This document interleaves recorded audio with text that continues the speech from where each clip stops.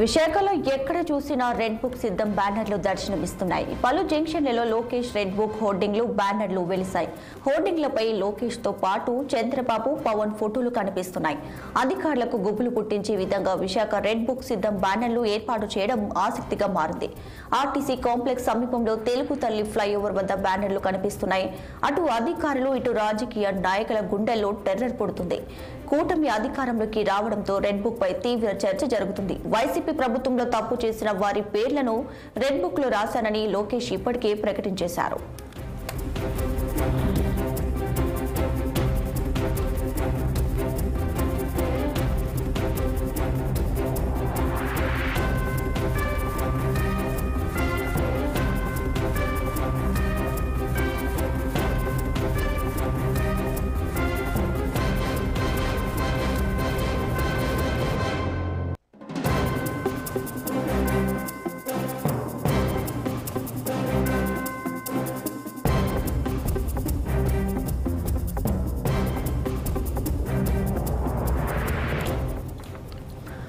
విశాఖలో ఎక్కడ చూసినా రెడ్ బుక్ సిద్ధం బ్యానర్లు దర్శనమిస్తున్నాయి. పలు జంక్షన్లలో లోకేష్ రెడ్ బుక్ హోర్డింగ్లు బ్యానర్లు వెలిశాయి.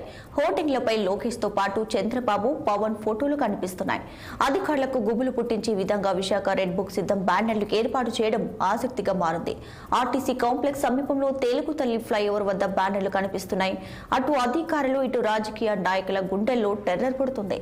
కూటమి అధికారంలోకి రావడంతో రెడ్ బుక్ పై తీవ్ర చర్చ అయితే జరుగుతుంది. వైసీపీ ప్రభుత్వంలో తప్పు చేసిన వారి పేర్లను రెడ్ బుక్ లో రాశారని లోకేష్ ఇప్పటికే ప్రకటించారు.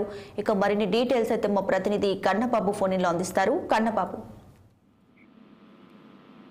ఇదైతే విశాఖలో రెడ్ బుక్ పేరుతో రెడ్ బుక్ సిద్ధం అంటూ కూడా కొన్ని బ్యానర్లు లేవడం తీవ్ర కలకలం అయితే లేపిందని చెప్పుకోవచ్చు. అయితే అధికారులు గుండెల్లో గుబులు పుట్టించే విధంగా ఈ రెడ్ బుక్ సిద్ధం బ్యానర్లు లేవడంతో ఒక్కసారిగా విశాఖ అది కూడా ఏదైతే కాంప్లెక్స్ కి దగ్గరలో ఉన్నటువంటి తెలుగు తల్లి ఫ్లేవర్ కి ఆనుకున్నటువంటి తెలుగు తల్లి ఫ్లేవర్ కి ఇవి అన్ని కూడా ఫ్లెక్సీలు ఏర్పాటు చేయడం తీవ్రంగా ఒక్కసారిగా కొంత ఆశ్చర్యకరానికి, కొంత రాజకీయాల్లో వేడి పుట్టించే విధంగా అయితే చెలరేగాయని చెప్పుకోవచ్చు. అయితే ఆర్టీసీ కాంప్లెక్స్ సమీపంలో ఉన్నటువంటి ఈ తెలుగు తల్లి ఫ్లేవర్ వద్ద కనిపిస్తున్నటువంటి ఈ బ్యానర్లు చూసేందుకు జనాలు కూడా ఆసక్తి చూపుతున్నారు. అయితే ఇప్పటి వరకు జరిగినటువంటి వైసీపీ ప్రభుత్వం చేసినటువంటి అరాచకాలకు కక్ష సాధింపు నేపథ్యంలో ఏర్పాటు చేశారా, లేదా మరే కొంతమంది ఎవరైతే ఈ ఆకతాయిలు ఎవరైనా, లేదా ఈ టీడీపీ అండ్ బీజేపీ జనసేనకు సంబంధించినటువంటి సానుభూతి పరులు ఎవరైనా ఈ బ్యానర్లు ఏర్పాటు చేసి మీరు చేసినటువంటి అవినీతి పనులకు ప్రతి ఒక్కదానికి కూడా దానికి తగిన మూల్యం చెల్లించుకోవాల్సి ఉంటదంటూ ఏర్పాటు చేశారనే విషయాన్ని అయితే కొంత అధికారులు అయితే క్లారిటీ ఇవ్వాల్సిన పరిస్థితి అయితే ఉంది. అయితే అధికార పార్టీలో ఉన్నప్పుడు వైసీపీ చేసినటువంటి అధికారులు కానీ, రాజకీయ నాయకులు కానీ వాళ్ళ ప్రతి ఒక్కరి గుండెల్లోని ముఖ్యంగా విశాఖకు సంబంధించినటువంటి సభల్లోని, అలాగే కొన్ని ప్రాంతాల్లో అప్పట్లో లోకేష్ పాదయాత్ర చేసినటువంటి సందర్భాల్లో ఏవైతే ఉన్నాయో ఆ సందర్భాల్లో ప్రతి నియోజకవర్గాల్లో జిల్లాల వారీగా తిరిగినటువంటి ప్రాంతాల్లో ఎక్కడైతే అధికారులు కానీ, లేదా ఇటు ప్రతిపక్ష అప్పుడు ఉన్నటువంటి అధికార పార్టీ నాయకులు కానీ చేసినటువంటి తప్పులు ఏవైతే ఉన్నాయో ప్రతిదీ కూడా నేను ఒక రెడ్ బుక్ నోట్ చేసుకున్నా. రెడ్ బుక్ లో ప్రతి ఒక్కరు, నా డైరీలో ప్రతి ఒక్కరు ఎవరెవరు ఏం చేశారనేది నోట్ చేసుకున్నట్టు కొన్ని ప్రధానమైనటువంటి సమావేశాలు ఏర్పాటు చేసినట్టు, బహిరంగ సభల్లో ఏర్పాటు చేసినప్పుడు 2-3 సార్లు ఆ రెడ్ బుక్ గురించి డిస్కస్ చేయడం, ఇవాళ అదే రెడ్ బుక్ సంబంధించినటువంటి బ్యానర్లు విశాఖలో వెలగడం అయితే తీవ్ర కలకలం అయితే లేపుతున్నాయి. అయితే ఇవి అధికార పార్టీకి సంబంధించిన ప్రస్తుతం ఇంకా పార్టీ అయితే రేపు 9వ తారీఖున అయితే అధికారంలోకి ప్రమాణ స్వీకారం చేసిన తర్వాత అధికారంలోకి వచ్చిందని చెప్పుకోవాలి. అయితే ఇప్పుడు ఉన్నటువంటి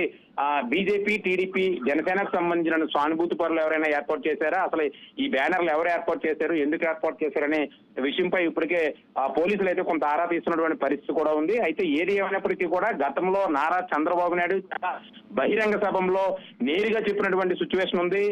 ప్రతి ఒక్కరూ ఇప్పుడు ఎవరైతే అధికారాన్ని లేదా అధికార దర్పాన్ని దృష్టిలో పెట్టుకొని చేస్తున్నటువంటి ప్రతి అవినీతి కానీ, లేదా ప్రతి పని కూడా నేను గుర్తు పెట్టుకుంటానంటూ కూడా కొన్ని బహిరంగ సభల్లో చాలా క్లియర్ గా కూడా చెప్పినటువంటి పరిస్థితి ఉంది. రెడ్ బుక్ లో నోట్ అయినటువంటి ప్రతి ఒక్కరి సంగతి కూడా నేను చూస్తాను, ఏదేమైనప్పటికీ కూడా నేను ఎవరిని వదిలిపెట్టేది లేదంటూ కూడా అప్పుడు చెప్పినటువంటి అవన్నీ కూడా వాటిని దృష్టిలో పెట్టుకొని ఇక్కడ పార్టీకి సంబంధించిన వ్యక్తులు పెట్టారా, లేదా మరే ఇతర క్యాండిడేట్స్ ఎవరన్నా పెట్టారనే దానిపై అయితే కొంత క్లారిటీ తీసుకుంటారు.